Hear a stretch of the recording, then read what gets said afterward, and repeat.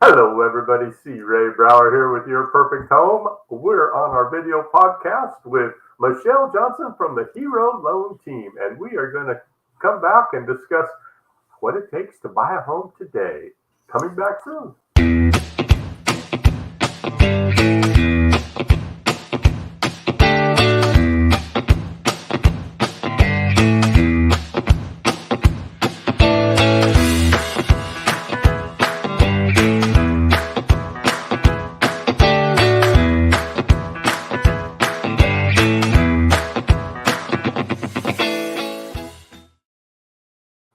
And we're back. How's it going, Michelle? Oh, it's so good. How are you, Ray? Great. It's been a very active morning, a very productive morning with things happening in California, things happening in Kansas. I just got things, keep all the balls in the air, right? That's right. It's good to be busy, but it's also good to know how much is too much and being able to balance all that. So it's an art. No such thing as busy anymore. Always productive. That's right. That's right. Right. The art of productivity. The art of productivity. Exactly. Mm-hmm. Yeah. Yeah. So what's been happening in your world? Well, it's funny. They had that American Dream program come out and then go away, and so and everybody's like, let us know when that comes back, and we're like, I don't know about that, but the nice thing is that it gets people to understand that there are programs out there that can help with down payment, that can help with credit scores, that can help with the closing cost credits, rate concessions, all that. So it's been really actually good for us, because when they realize that there's no longer this dream program out there, they can come to us and see like what programs are actually available and can they get some assistance. So it's been good for us, really.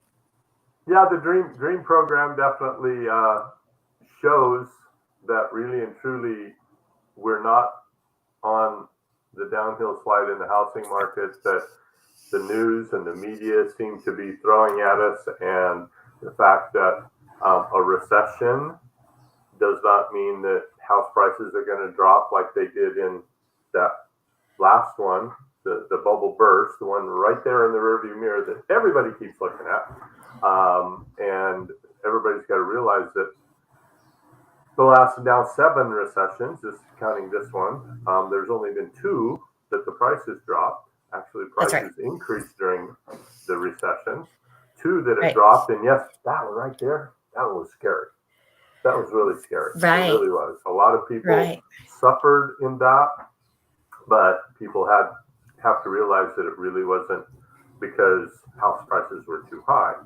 It's because buyers were out buying houses as if it was a seller's market, even though we had 12 to 14 months worth of inventory. They acted like we had 3 days worth of inventory.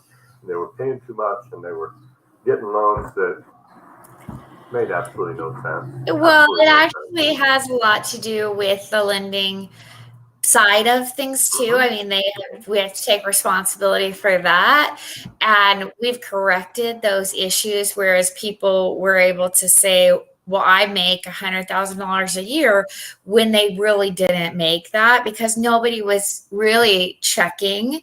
They were also doing a lot of loans that allowed people to have a really low payment at first, and then the payment would grow. And nobody was making sure that they can make the payment 5 years from now. And so, and in today's market, you can still get a loan that assures you a lower rate at the first point, and then it's, the rate goes up.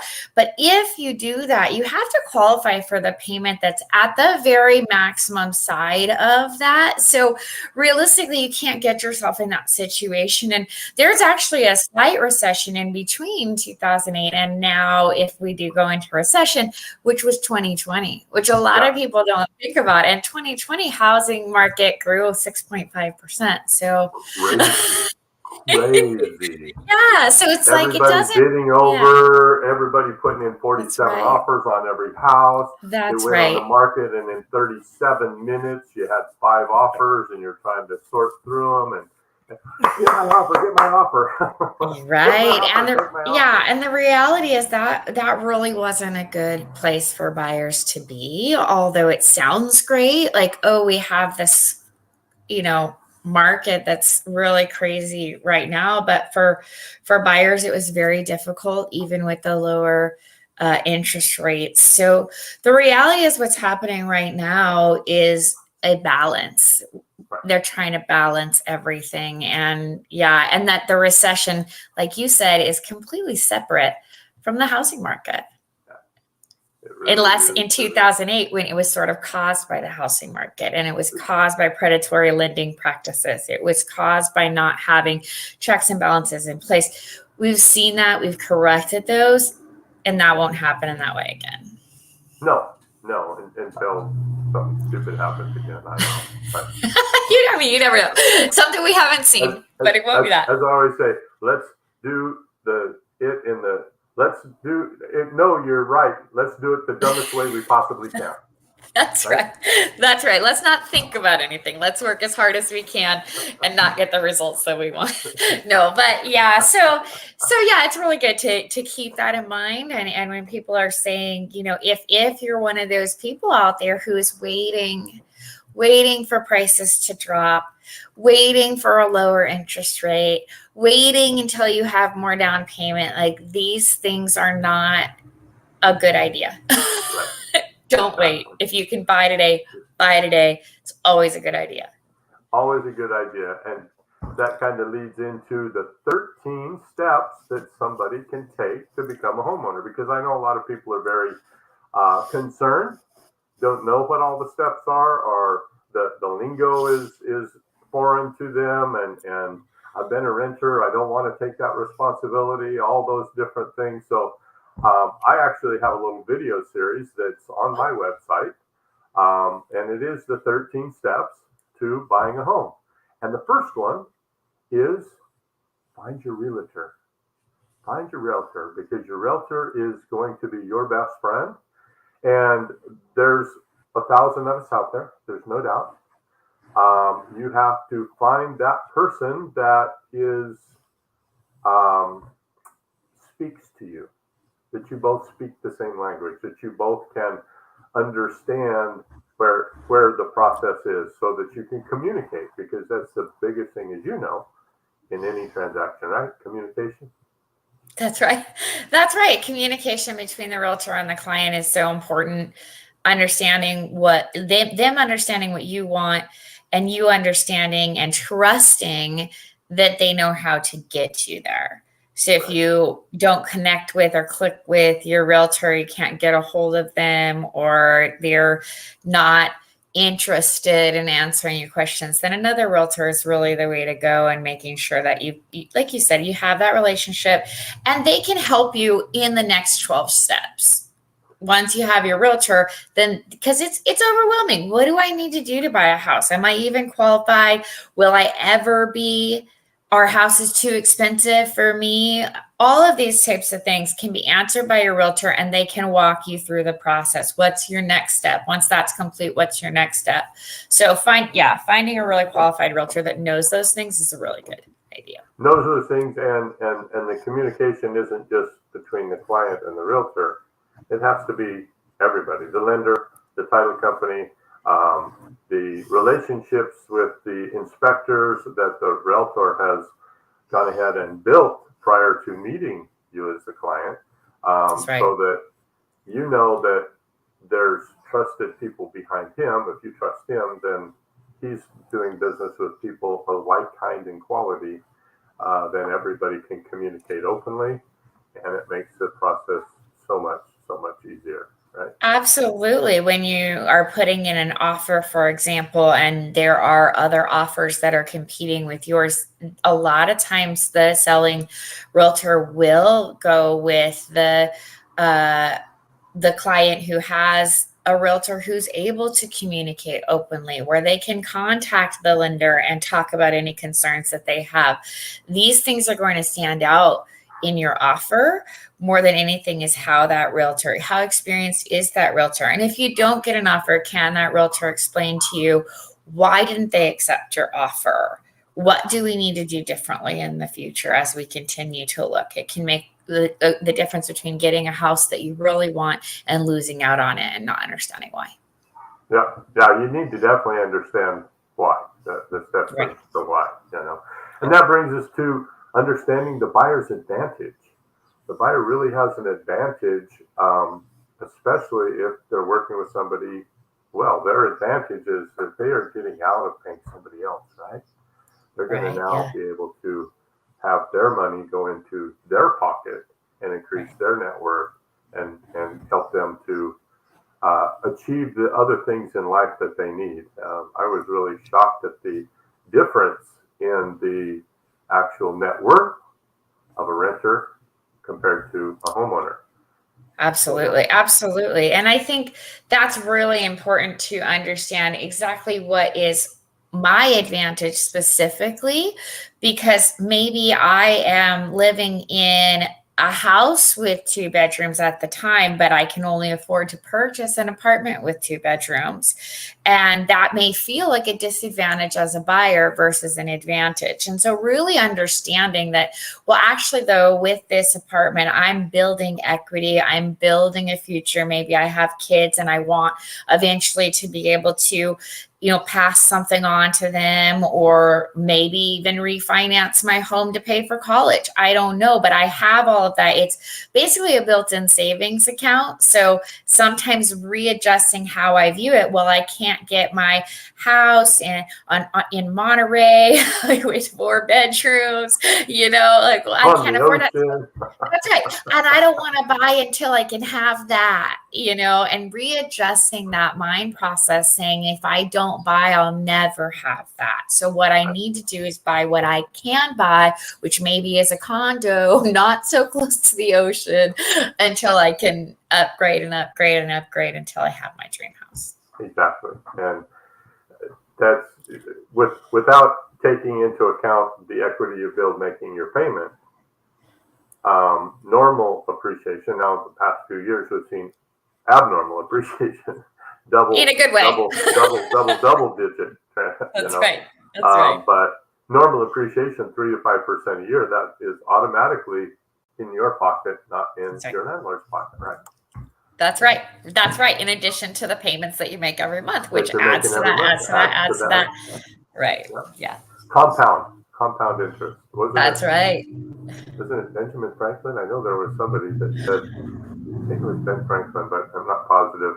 But the quote was that the 8th wonder of the world is compound interest. And if you know about it and use it to your advantage, you will succeed. And if you don't know about it and don't use it to your advantage, you'll be taken advantage of. That's right. That's right. Well, and leveraging your investment, because right now I don't have, $500,000 to put in the bank so that it can be making me money. But luckily, if you have a lender and you can qualify, then now you do have $500,000 basically that's making you money. It's an investment. Yeah, exactly. And then the step number 4 is really where the fun starts in this whole process, and that is you know what you can afford. You've got your pre-approval done. You're all ready to go, and now you get to go start looking at a few houses. You get to set up your search. Your realtor will help you with an online search so that you can sit around and kind of figure out, which neighborhoods and what have you. You may have already started that prior to this, but really and truly now you know where you're at, right? So that's the fun part of this.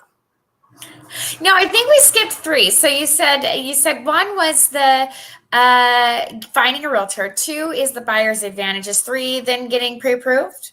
Did I miss getting pre-approved? I thought we were talking about that. Oh man, thank you for backing me up.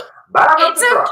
It's back up the okay, truck. but it's just an important, and I knew that that was what was in between knowing your buyer's advantage and then, looking for a home, because what you'll find when you're out there and you're looking at houses and you're like, this one's nice, this one's nice. The truth of the matter is you don't know what you don't know when it comes to what can I afford, what's the next step, those types of things. So that's when you get a lender involved, and that communication is so important. You get pre-approved. So super important. And then step 4, of course. Yeah, definitely super important, because people don't realize that when they're looking, and maybe they go to some open houses and they see something and it's $400,000. It's $400,000. Sure. And Great. oh my God, this is what I want. This is exactly what I want. You get yourself Yes. all built up, and then you go talk to the lender and find out that you can afford $350. Right. And the difference between $350 and $400, as far as the payment goes, is not a large amount. Right. But the difference in the house is considerable. Right. And so you've got your expectations here, because 400 is what you really wanted, but you can afford 350. And 350 is still a really nice house, but it doesn't look really nice after looking at 400. Right, exactly. Kind of like what we're talking about. If I'm looking at a house by the ocean in a beautiful neighborhood, and then I go get a pre-approval and they say, well, that's not anywhere close to it. And then you start looking to these other houses, you're like, but I wanted that one house there. So it's really nice to know what I can afford, what programs are available for me. And then I can start looking in my price range, in the neighborhoods I qualify for. Like maybe I want 4 bedrooms because I want to have a guest bedroom or these types of things. And maybe it's like, well, I'll get a 3-bedroom until, I can build a little equity or whatever the case may be. So yeah, having a lender is really important. Choosing the right lender, letting them walk you through the process. And like, you mentioned before, making sure that your lender and your realtor are communicating both with each other and with you every step of the way. All of the way, exactly. Mm-hmm. And then after you've done that first search, the fun part, then we get into really the advanced search, where we start breaking down from this wide range, narrow it down to where we can actually find that perfect home. Now we know that 4 bedrooms ain't going to work. 3 bedrooms and a living room with a fold-out couch or whatever, right? There's always ways to make things work and make it your perfect home for today, right? So that you can build to your dream home, the one on the beach and overlooking the ocean and all that. That's right. That's right. But you're not going to get there from renting, usually. Most of us don't have it like that. Well, let's see. What is it? 1 in 47 trillion or billion, or I don't know, chances of winning the lottery?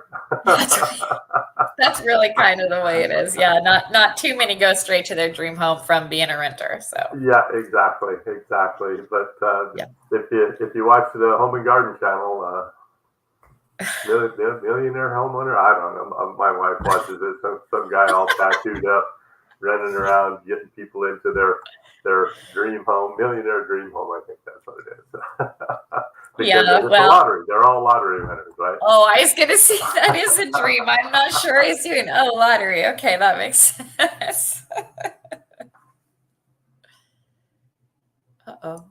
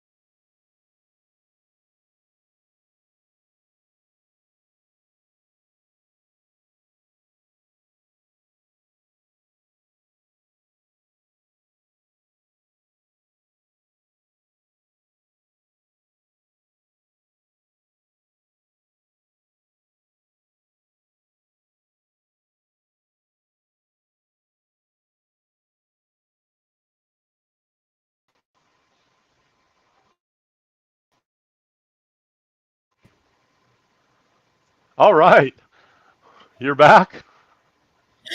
Yeah, I don't know if that was what happened. You just froze for a second, and then I was kind of sitting in the waiting room, so I'm not sure. It it it was I had a power glitch on my internet service. The cell phone, 5G stuff, everything gone. It was just a day, and now it's back. But yeah, there momentarily I was in the dark. Yeah, that's wild. You're still kind of like pixelated and breaking up though, so I don't know how well this is gonna go. Well, why don't we just plan on me going ahead and saying goodbye for today? Because yeah, on cell phone 5G, it is not the greatest, especially in my room, in the house, inside the walls of a stucco house is less than ideal. So everybody, if you need any help, we will get back together with Michelle. Maybe we'll get together before our normal monthly uh, meeting. But Michelle, thank you for coming on today. Everybody go out and be the sunshine in somebody's rainy day. And all you heroes out there, remember Michelle with the Hero Loan Team. We'll see y'all real soon. Thank you so much. Thanks a lot. Bye, Ray. Bye-bye.